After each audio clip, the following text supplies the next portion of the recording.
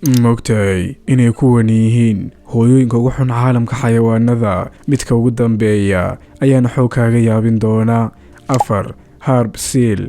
Harb Sealku wuxuu dhalaa hal ilmo oo keliya 12 maalmood ee ugu horreeyna wuxuu iska dhigaa waalid fiican, waxayna hooyadu ilmaha siinaysaa caano aad u dufan badan ilaa uu ka noqdo shulukh, ma dabaalan karo, ma ugaadhsan karo. waqtigii loo asteeyay markuu gaadhana hooyadu way ka tagtaa ilmaha, waxayna kaga tagtaa labka ka garab dhow. waa sida inay leedahay waan soo laabanayaa ee bal sii haya, oo aysan weligeed soo noqonayn. marka uu gaadho 12 maalmood si lama filaan ayuu u noqdaa hoy la'aan, waxaana khasaba inuu ku noolaado Arctica. 3 Banda. Bandaha waaweyne badanka waxay dhalaan mataano, taasoo u muuqata wax qurux badan ilaa ayaad ka ogaatay inay gebi ahaanba diidaan inay koriyaan labada ilmoodba.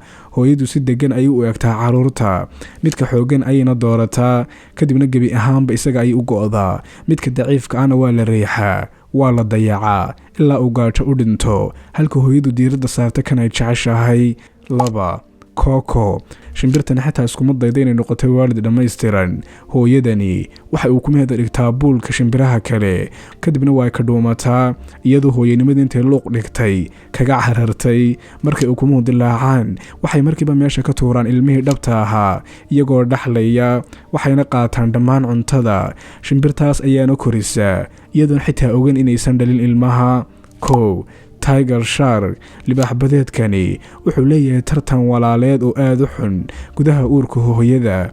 ilmaha libaax badeedka ee ugu hor dilaaca wuxuu bilaabaa inuu cuno walaalihiisa kale ka hor intaysan xitaa dhalan oo adduunka iman. marka waqtiga dhalmada la gaadho hal oo keliya ayaa dhashaa, waana kan ugu xooga badan. ilmahaasina wuxuu horeyba u noqdaa mid cunay walaalihiis. haddaba daawade, adiga su-aal haddii aan ku weydiiyo xogtan la yaab kale hore ma u ogeyd? qaybta kommentiga hoose iigu sheeg.